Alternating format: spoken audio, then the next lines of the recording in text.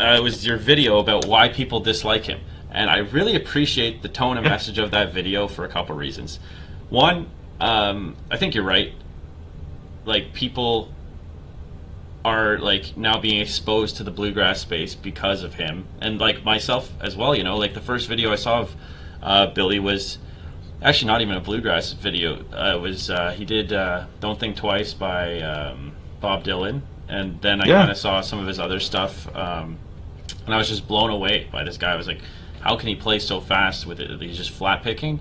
And then kind of once I started getting into the bluegrass realm, I was like, oh my god, okay, there's like, he's just one of many. You know what I mean? Like, anyone in this realm of bluegrass is like just like absolute killer on the guitar, you know. So anyways, so maybe let's talk about that a little bit.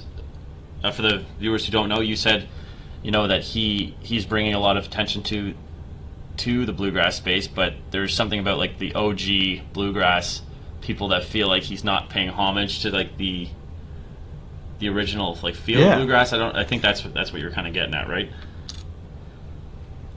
You know, there was a weird moment in the scene, and it's still going on to some extent, where I think a lot of like classic bluegrass fans and listeners, you know, it's kind of a dying genre. I mean, to be completely honest, Billy is the first thing that's breathed new life in it for a while. And that means that the fans of the genre are aging too. And that leads to a little bit of this like gatekeeping attitude that is like, oh, he has, you know, tattoos, he's got gauges in his ear, you know, what are you doing? And they don't want to accept that he's actually quite talented. He's quite interesting. And I think a lot of people misconstrued my thoughts in that video too. There's a lot of people that didn't watch that video carefully enough and didn't realize that it was a pro Billy Strings video. There's a lot of people that thought that I was anti Billy Strings in my messaging, which is funny because me and Billy are buds. I talked to Billy Strings on the phone last weekend. You know, like, there's no bad blood there at all. Billy's seen the video. His mom is a fan of the channel. Like, it's we're fine. And yet people want to create drama there. And really what I was getting at, kind of like you were saying, is that the tension is that these new fans are coming to bluegrass through Billy Strings, and they're saying things like Billy Strings is the best guitar player ever, right? No one has ever played bluegrass like Billy Strings.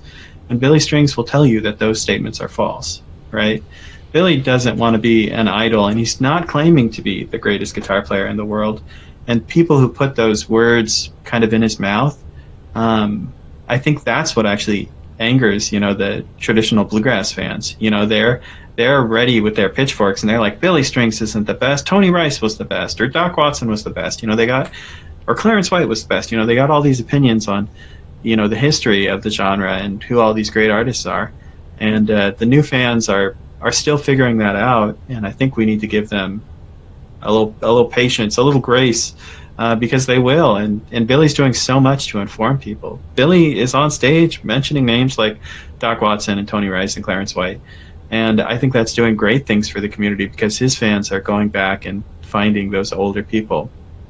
And not to knock Billy in any way, but it's funny too, you know, I have a lot of students that are big Billy Strings fans, and then they come to take lessons and they're like, you know, Billy's still awesome, but like, I'm kind of a Tony Rice guy now.